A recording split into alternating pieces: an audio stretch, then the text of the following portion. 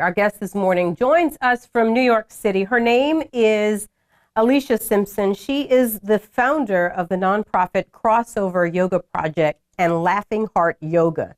She's a yogi wife, the mother of 2 children, and her innate ability to connect with students of all ages and all backgrounds has been a blessing to many young students. We welcome Elisha to the OPT Network for the very first time. Elisha, good morning and welcome. Thank you so much. I'm so happy to be here. Good morning. Absolutely. We're happy to have you. You know, your story is such a unique story. You started a yoga program that would help young people who really have had a lot of emotional or internal tumult that they just couldn't articulate. Talk about why this journey happened for you, or how this journey happened for you. Okay, great. Thank you for asking.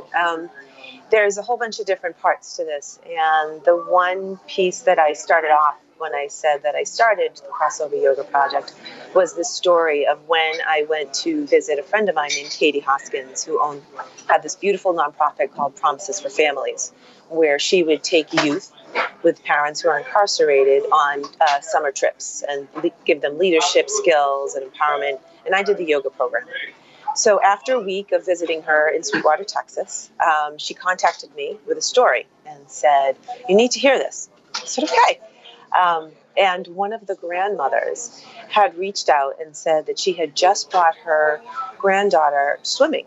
And usually when they go swimming, she kind of puts her feet in the water and that was about it. But she jumped in the deep end, all the way down, touched, popped back up, smiling and laughing, and said, was really happy.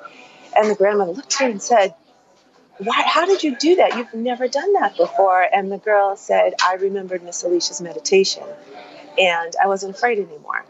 So I've been taking that story, and as I've been working with the girls over the years, I realized that they were touching me and making me realize things that happened in my life, which I had forgotten and I had buried for a very long time. Did that trip to Katy, Texas, helping your friend with her nonprofit, was your own nonprofit sort of birthed from that? Yes, that was the beginning of it. That was the very beginning part that I had connected to, and that was the part that I told people was how I started. But doing the work, continuing to work with the girls. In the past 4 years, we've worked with over 3,300 girls. So in that journey, I realized it was much deeper. There was another piece that I was missing that I didn't tell people about.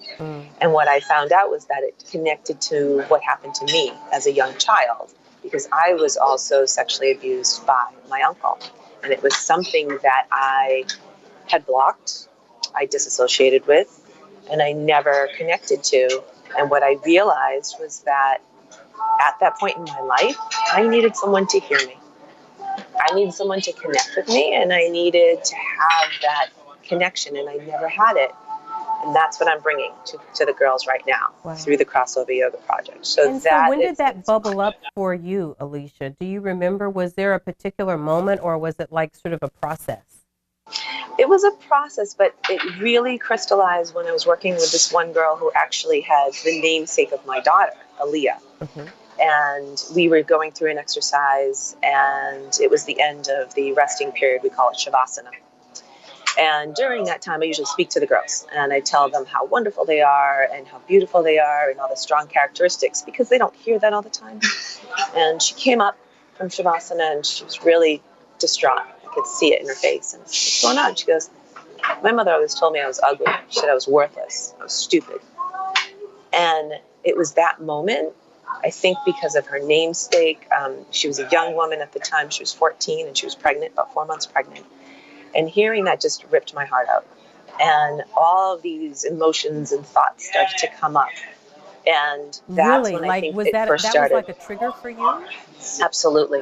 Absolutely a trigger, because I just felt angry. I felt hurt for her. I felt hurt for me. And there was a lot of transference and counter-transference in the sense that I wanted to help her, but I couldn't because I had to be professional. But at the same time, I could feel all these emotions coming up saying how much I want to help you as a mother, as a nurturer, And then thinking back of my story, like, why wasn't my mother there when these things were happening? Did my mother treat me that way? Well, maybe she did say things to me that, that I don't remember, that I blocked out. So it was very, very emotional. And from that time, it was little steps, So what do little you steps. do after, because you have to explain that moment in yoga that you're talking about. That is a moment after, you're done and you're just lying there. And I mean, it's probably like the most, for me at least, and for most people, the most relaxing part of the session, because Yeah. it's the end. Right.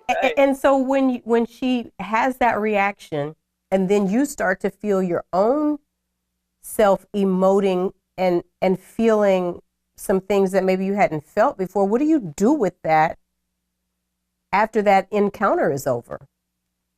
So we'll back up a little. We'll start with when that process comes. As you said, it's at the end of the session. So Right. when you're practicing yoga, when you move, when we found out, and there's a lot of research now that's supporting this, which is great, when you start to move your body and you connect it with the breath, you are kind of stirring up emotions, things that have been stuck. Think about when you have a hard day and, maybe your boss had something that you had to do and you didn't get it done. Maybe somebody, spilled water on you. You have all these little things. You just kind of push it aside. And at the end of the day, you just start screaming because you dropped your, book on the floor. You know what I mean? Just something, because everything comes up. When you're in a yoga class, stuff comes up. So what we do as we move through the motions and we do the class, at the very end, we ask you to rest, because when you're able to rest, you're able to let all of those emotions and everything kind of settle and kind of move through you.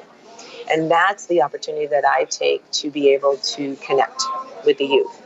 So when I'm connecting with the youth and I'm trying to speak to them and trying to kind of move their puzzle pieces around a little bit, so it's kind of more of a welcoming environment instead of bringing up all that other stuff, that's when I try to help them realize that everything that they had happened to them is in the past, and what's happening right now is in the future, and they need to hold on to that piece. So if you can just so if they're able to do that, that's what's really important about that shavasana piece. Right. And then your second part of the question, when you were asking me, if you can just kind of prompt me one more time, So I would appreciate that. After that, and you start to feel the emotion of what happened to you as a young girl, but certainly you don't tell her at that moment. No. So what do you do with that after that encounter with her is over? So after that encounter with her, what I did was, as a professional, what we all do is the poker face. You have to hold it in. The importance of the Crossover Yoga Project and what we deliver to the youth is that we're there for them. It's not about us. And that's something that we need to understand in all of our relationships. When you're holding space, and really that's something you probably hear a lot of. Yes. I'm holding space for them. That's something I can work out later. You take yourself completely out of the picture. Take completely out of the picture, but inside I was going crazy. Yeah. But you have to be able just to take that breath and connect and go back to where you are, because you want to give everything you can towards them. And then, of course, after that, I did my own practice and had my own way of self-managing. Unfortunately, it was like going out and getting a big piece of cake, but in other ways, you can do other things. You can go out and you can exercise. I did some breathing, movements, but there's just all these different ways that when things come up, they manifest, but you have to maintain space for people who are there. Sure. We're talking to one of the game changers in this lifetime and in this world. Her name is Elisha Simpson. She joins us from New York City. So if you hear some music in the back, she is at a coffee shop, but she joins us to talk about her passion in helping girls to really heal. Isn't it, Elisha? They're really in a healing process on this journey. Absolutely. Yeah. So I want to take you back to this conversation when Aaliyah is 14 years old. She's in one of your yoga classes. She's pregnant, and she comes to you. And then you start to have your own emotional recall Hmm. of assault by an Yeah. uncle. What do you do with that? Because obviously you've suppressed it and tamped it down for so long. So how do you start to internalize this, or do you think, I don't know, did this really happen? Did I just feel this way because I was talking to Aaliyah? Do you like start to rationalize in your mind if this is really real? Yeah, exactly. All those things. All those things. I mean, a lot of survivors, and we're seeing this too, we've seen this in a lot of the cases that have been coming out, is we have dissociated ourselves for so long and pushed those memories aside. We don't want to deal with them. So the first thing is, just like you're saying, I'm questioning it. Is this real? Is this what happened? Did this, why is this coming up for me now? Why am I trembling? Why am I feel heat? Why do I want to cry? Why is my throat tight? So of course I'm questioning all these different things. And as we all do, pushing it aside.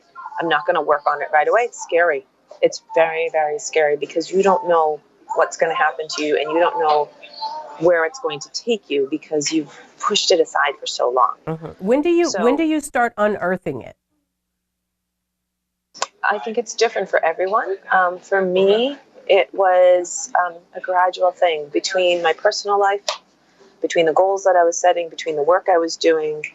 It started to come out faster than I wanted it to, because every day I'm working with a different child, a different girl who's had various situations that are like mine, might be a lot of the similar things that had happened, and I'm seeing it again in front of me. So it's like you're reliving it Hmm. through somebody Exactly. else and then Exactly. having to relive it through your own self because you never Exactly. really experienced, the emotion of it because you kind of suppressed it.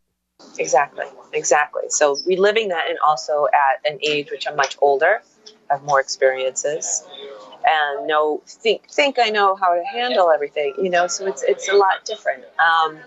But it just took time to kind of peel off every layer like an onion. We just kept peeling it off, and eventually, quite honestly, a video that I had just produced on today.com really has opened up another layer of the onion, because now the family members who I told, the circle has got wider. So a lot of people are looking at it like, why didn't I know this? What happened? So it's, again, working through another layer of the onion, another layer that I didn't realize was affected as well. So I think it just keeps going, and it just makes me stronger each time. It makes Don't me you feel think more it's confident. ironic, though, that the universe would put you in a situation that you would almost be forced to deal with your own Mm. hurt and your own pain, unbeknownst to yourself? Right, right. I think we do it. I think we all do it. I truly believe that when you find your own passion, it has something to do with you internally. So there's a reason I was driven to do this work. This is many people over time, which is always taken me aback, and they say you have a gift, and I just look at them like they're crazy, but it it makes sense now because it was part of me, and it's part of something that I needed to unfold and to offer to others, and being able to have that connection, even though I wasn't aware of it, it makes it even more authentic. I'm Mhm. able to really connect with one another because I can feel and I can connect in different ways that other people can. And so let's talk about the process that you take these girls through. And these Hmm. girls are from really all sorts of backgrounds where they have experienced a lot of trauma in some way or another. Hmm. So a lot of the youth that I deal with mostly are marginalized. So they're either from poverty, they're in juvenile detention facilities. We call them residential treatment facilities. Also, runaway shelters. So I'm working with a lot of kids who have a lot of different things going on: abuse, sexual Are abuse. they open to you initially, or does it take them time to warm up to this? Because underserved children, many of them, I would be certain that they might not even know anything about yoga. They know about it. They don't always like it. They don't want to do it. I get a lot of pushback initially, but I think because I'm so open and the process that I use isn't your traditional yoga class, is what kind of lets them really connect with me. So what I try to do is meet them where they're at first, which is really important. So when I come into class, instead of gone to a traditional yoga class and they start off with the, you sit down, you center, you om. I don't do that. I walk in and we talk. If they're jumping around, we start to move. We play a game. We do something so I can meet their energy level. That's really, really important. And then once I get there, then I try to connect with them. That's when I start to bring them down, start to either do a meditation. We do something called a check-in, where they can talk about their day or they can identify with something. And then we do some more movement, a little bit more deeper movement, kind of more of the asana or the yoga postures that you see people doing. And that's when I connect the breath work and the yoga postures with them. And then after that, why the breath work is so important for people who don't know anything about yoga. So when you use breath work, one thing that we try to do is make you aware of how your breath can connect to your nervous system. So you have two different types of, two different parts of your nervous system. You have the parasympathetic and the sympathetic. The sympathetic is the part that gives you that energy, keeps you going. Kind of like when you are breathing really fast, you're activating your parasympathetic. Your sympathetic is the one that brings you down. That's what helps you relax. Like when you exhale for a long time, that activates your parasympathetic.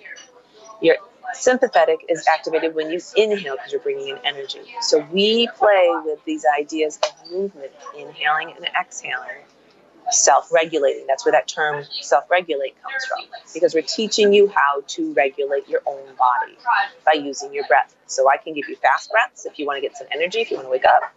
I can give you something slower when the kids are like hypersensitive and hyper-aroused to help them come back into the area. So that's a big, very, very, very important thing when you're using yoga postures and the breath.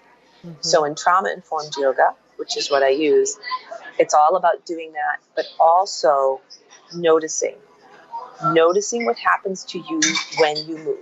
Some of the typical classes, which we call vinyasa classes, those are about movement and power, and you're like, go, go, go. And you want to work up a sweat. I don't do that.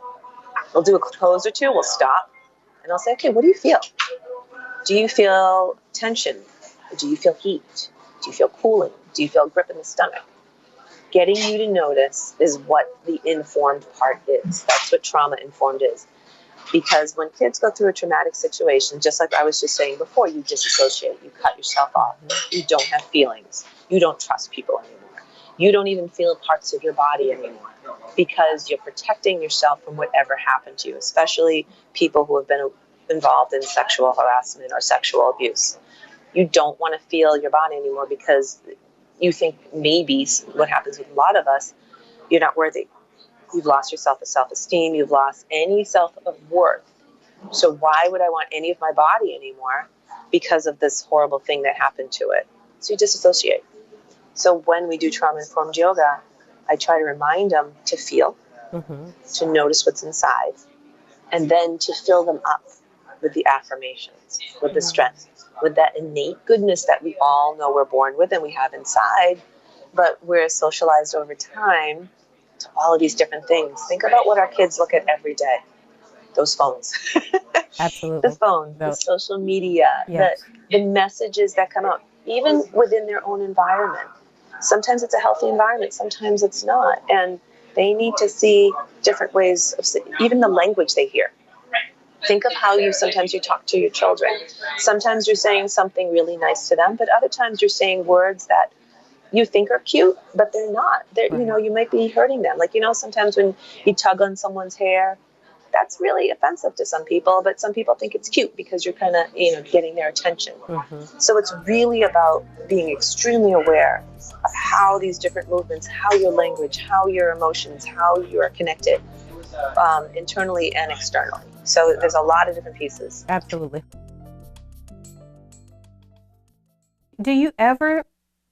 Does it ever, I won't say scare you, but concern you that these kids with such harsh exteriors and interiors that you won't be able to reach them? I have to admit, initially, yes. But what I have learned over time is that you can't help everybody. If you have something to offer, you can offer it. And I would love to help everyone. I'd love to see everyone Sure. change. I mean, we all do, but I can't force you to change. You have to want it. And if you want that, I'm here and 100% for you, and I will do anything to help you. But if you don't want it, I can't do anything. Do you put And, that out there like initially so that you mm-hmm. kind of just get past, if you don't want help, then this is not the place for you? I don't say that. What I do is I give them a choice. I mean, that's another piece of the trauma informed. So what I say to them is I say, you know what, this is going to be a yoga class. It's going to be a little bit different from what you're used to. I'm inviting you to participate. If you don't want to participate, that's totally fine. Just be respectful of others. Maybe listen, see what it's like, and maybe you can take something with you. And maybe it doesn't work that way. But you kind of feel out and see what works for you. And usually they're good with that because I'm giving them a choice. I So like one that. thing, yeah, you don't have a choice when you're traumatized, right? You're trapped. You have a choice when you come to my class. You have a choice to do what you want to. And that's the big difference. So, we were talking during the break, and I said to you that there's so many adult women like yourself who suppressed trauma in their lives, and it's now sort of bubbling to the top. Should we be having a conversation with people who maybe went through trauma to provide that safe space where they can explore what happened to them and deal with it? Because many people are living sort of broken lives, and I say that for lack of a better word, but there's something that happened that women haven't been able to connect with, and I'm sure men too. And it's so deeply rooted. How do we create a safe space, sort of like what you're doing with these girls? One Have you big ever thought thing. about that? Oh, absolutely. Absolutely. And it's funny you mentioned that because I'm just holding a women's circle next month to author a safe space. Because think about, just like you're saying, women and men, we are socialized in a certain way to be a certain way. Women are nurturing. They have to know everything. They have to know to take care of the kids. Men socialize because they're supposed to be strong and aggressive. Those are the stereotypes we live with. You're not allowed to say what you feel. You're not allowed to show that emotion. It's not a societal norm. So one thing I'm doing is creating this thing called a women's circle where we're actually open up a space. I'm inviting women to come and to speak freely and to hold space with them. And what that would look like is, like, say you would share maybe why you came, and then we would just breathe with you. We would listen to you. We wouldn't tell you what to do, tell you how to handle it. We just listen. Or And then let you judge. share some Or judge. or judge. Nothing. It's just there to hold space and ask you what you need. And just imagine having people like that with you all the time. What do you need? What do you need? Not to tell you, well, you know what you should do? Oh, by the way, should you do that? What would it be like if someone just said, I'm here for you. Thanks for sharing. And that's what we're going to do. How did you come to such openness? When you said that, it just made me have chills down my back. How did you come to such a peaceful, open place? Still working on it every day. When you see and witness what these girls have gone through, and you're around it so much, you look at what you're doing and you look at your life and you're like, I've got it good. I can do this and I can help others. And then just practicing. I have a daily yoga practice. I try to meditate as much as I possibly can. Finding that way to really connect to what's inside of me and reminding myself all the time that there is a goodness inside of each one of us, and to connect to that consistently, because we get torn down and knocked down daily. So when you're able to remind yourself these little pieces, even writing yourself a note every night of like 10 good things that happened is such a beautiful thing. Waking up saying one good thing about yourself. It's just these little tiny things like this that I do that really make a change, because we're looking at other things all the time. Sure. Let's talk about the meditation piece for a little bit, because a lot of people are really confused, I think, about meditation.